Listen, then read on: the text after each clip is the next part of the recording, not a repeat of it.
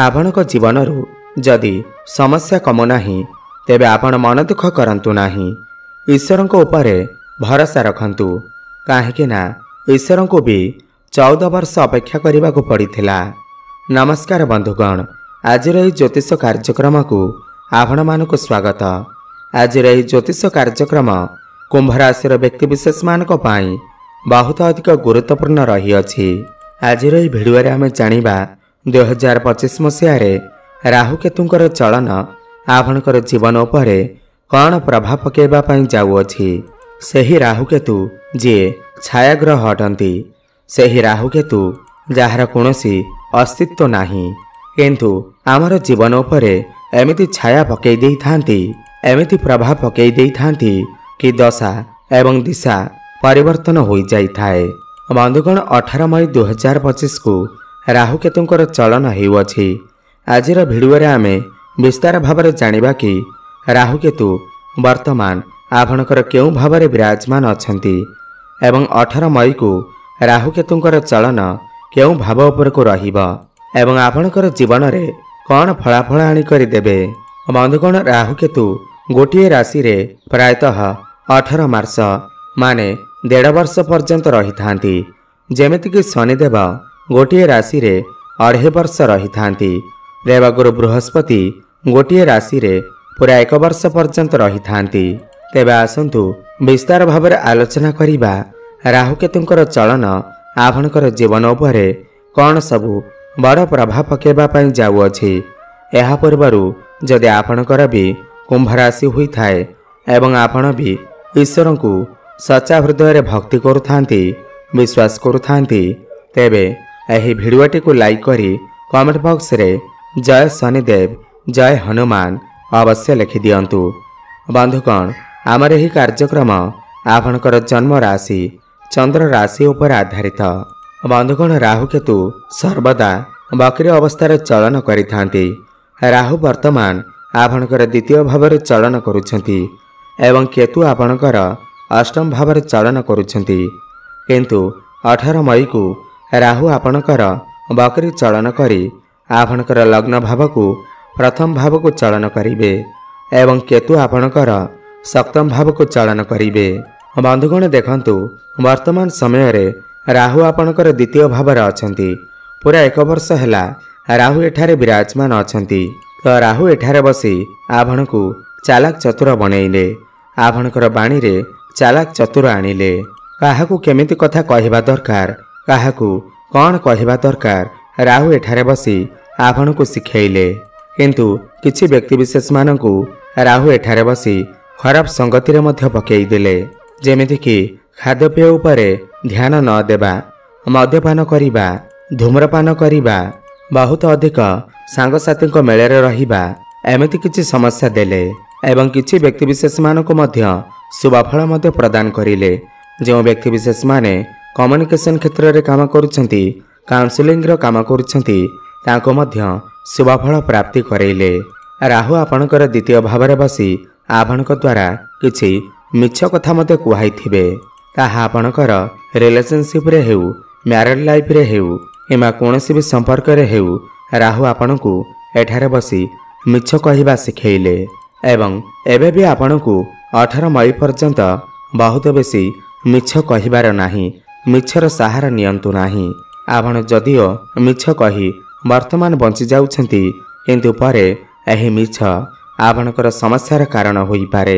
एही कथार आपण विशेष ध्यान रखंतु एवं एहा सहित केतु आपणकर अष्टम भाव रे बसी आपणकू गुप्त ज्ञान देले। नुआ नुआ जिनिस शिखिबारे आपणकर मन बढ़िला, नुआ नुआ जिनिस को शिखिबार ज्ञान आपणको प्राप्त होइथिबा। एहा सहित आपणकर मन भितरे किछि ना किछि असंतुष्टिर भाव रहिला। एहा सहित आपणकर शनिकर 7.5 मध्य चालू अछि। आपणक भितरे टिके ओभर थिंकिंग रहिथिबा, आपण कोनोसी कथा को नै बहुत अधिक भाबी पारंती।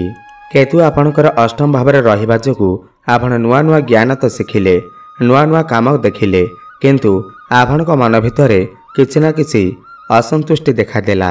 आपणकर क्यारियर क्षेत्र रे मध्य बहुत बड़ परिवर्तन आसीथिबा, किंतु 18 मई परे राहु आपणकर प्रथम भाव को आसीबे एवं केतु आपणकर सप्तम भाव को आसीबे।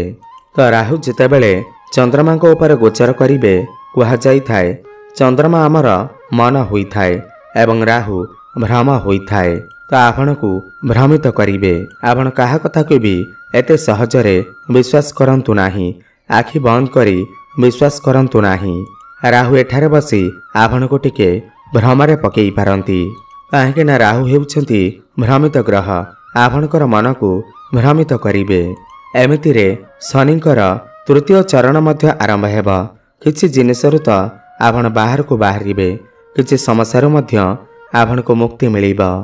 जेमिति कि आपण बहुत बेसी आपणकर क्यारियर को नहीं चिंतारे थिले ऋणग्रस्त थिले आपणकर आर्थिक समस्या रहुथिला प्रेम जीवन रे समस्या रहुथिला वैवाहिक जीवन रे समस्या रहुथिला तेबे सेथिरु आपण को किछि मात्रा रे मुक्ति मिलि जिबा।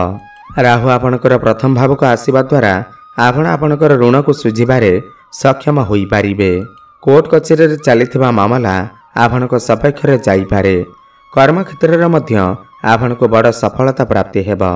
आकस्मिक भाव रे सफलता प्राप्ति हेब एवं शत्रु मानकर मध्य दमन हेब। जो व्यक्ति विशेष माने आपणकर किछि क्षति करबा को चाहुथिले त सेमानकर दमन हेब। शत्रु मानक ठारू आपण को मुक्ति मिलि जिवो। आपण को पारिवारिक सुख मध्य प्राप्ति हेब। 18 मई परे आपण कोनोसी पार्टनरशिप रे व्यापार वाणिज्य करि पारंती। आपणकर डेली इनकम रे आकस्मिक वृद्धि होई पारे। रोजगार रे किछि मात्रा रे वृद्धि होई पारे। आपणकर फाइनेंशियल ग्रोथ होई पारे। आकस्मिक भाव रे आपणक घर को विवाह प्रस्ताव मान आसी पारे एवं आपणकर विवाह मध्य फाइनल होई पारे। कर्म क्षेत्र रे आपणको सफलता प्राप्ति हेब। ऊपर अफिसरंकर सपोर्ट आपणको प्राप्ति हेब। जो व्यक्ति विशेष माने बेरोजगारी अछंती जो माने चाकरी रो अपेक्षा थिले तो सेमानकु 18 मई परे आकस्मिक भाव रे चाकरी मध्य प्राप्ति होई पारे। राजनीति क्षेत्र रे थिबा लोक मानकु शुभ फल प्राप्ति हेब। आपण समस्त कार्य को शॉर्टकट तरीका रे करिबा को चेष्टा करिवे एवं खुशी मध्य रहिबे। शेयर मार्केट स्टॉक मार्केट एवं ट्रेडिंग रे काम करथिबा लोक मानकु अत्यंत शुभ फल प्राप्ति हेब। आकस्मिक धन प्राप्ति हेबार मध्य जोग बनुअछि। ऑनलाइन काम हेउ डिजिटल काम हेउ सेतिरे आपनको सफलता प्राप्ति हेब। प्रेम जीवन रे मध्य शुभ फल प्राप्ति हेब। 18 मई परे आपणकर भल पाइबा विवाह रूप मध्य नहीं पारे। भ्रमण सुख आपनको प्राप्ति हेब। कंस्ट्रक्शन काम हेउ मार्केटिंग रो काम हेउ डिजिटल रो काम हेउ आपनको सेहि सब क्षेत्र रे शुभ फल प्राप्ति हेब। 18 मई परे आपण कोनोसी जानवाहन प्रॉपर्टी भूमि किमा नूतन गृह इत्यादि निर्माण करिबा पई योजना करि पारंती एवं सेथिरे सफल मध्य होई पारंती। मांकर सुख आपनको प्राप्ति हेब। पितांकर साहाय्य सहयोग आपनको प्राप्ति हेब। आपण माने जदि पूर्वरु चाकरी करिसेंती आपणकर प्रमोशन हेबार मध्य जोग बनुअछि। किंतु आपणकर वैवाहिक जीवन रे मझिर मझिरे मन मनांतर देखा देई पारे। छोट मोट कथा को नहीं आपणक भितरे टिकी कले झगड़ा होई पारे। काहेकि ना केतु आपणकर सप्तम भाव रे अछंती। आपणकर वैवाहिक जीवन रे असंतुष्टि देखा देई पारे। आपणकर पार्टनर आपणकर कथा न सुनी पारंती। तो केतुंकर सप्तम भाव को चलन हेबा द्वारा आपण कोनोसी नूतन व्यापार मध्य आरंभ करि पारंती। किंतु आपण आपणकर वैवाहिक जीवन उपरे टिके ध्यान रखंतु। देखंतु 29 मार्च को शनिकर 7.5 तृतीय चरण आरंभ हेबाकु जाउअछि। दीर्घ दिन धरी आपण बहुत अधिक समस्या रे अछंती। काहेकि ना शनिकर 7.5 चालू अछि। दीर्घ 30 वर्ष परे आपणकर राशि रे शनिकर 7.5 चालू अछि। किंतु 29 मार्च परे आपणको समस्या मानकरू किछि मात्रा रे मुक्ति मिलि जिवो। काहेकि ना बृहस्पति मध्य आपणकर पंचम भाव को चलन करिवे एवं पंचम भाव रे बृहस्पति को बहुत भल विचार करा जाई थाए। तो 28 मार्च परे आपणकर फाइनेंशियल ग्रोथ हेब। जहाँ भी किछि आर्थिक समस्या रहुछि ताहा मते दूर होई जिवो। एबे जानिबा किछि उपाय विषय रे जहाँ को करिबा द्वारा जहाँ भी किछि समस्या रहुछि ताहा दूर होई पारिबो। देखंतु राहुंकर दुष्प्रभाव न पड़िबा पई आपण पक्षी मानकु ଦାନା ପାଣି ଖାଇବାକୁ ଦିଅନ୍ତୁ, ଶୁଭଫଳ ପ୍ରାପ୍ତି ହେବ। କୁକୁରମାନଙ୍କୁ ମଧ୍ୟ କିଛି ଖାଇବାକୁ ଦିଅନ୍ତୁ। ଏହା ସହିତ ଆପଣ ପ୍ରତ୍ୟେକ ଦିନ ଶନିଙ୍କର ବୀଜମନ୍ତ୍ରର ଜପ ଅବଶ୍ୟ କରନ୍ତୁ ଯେଉଁ ପର୍ଯ୍ୟନ୍ତ ଶନିଙ୍କର 7.5 ଚାଲୁଅଛି।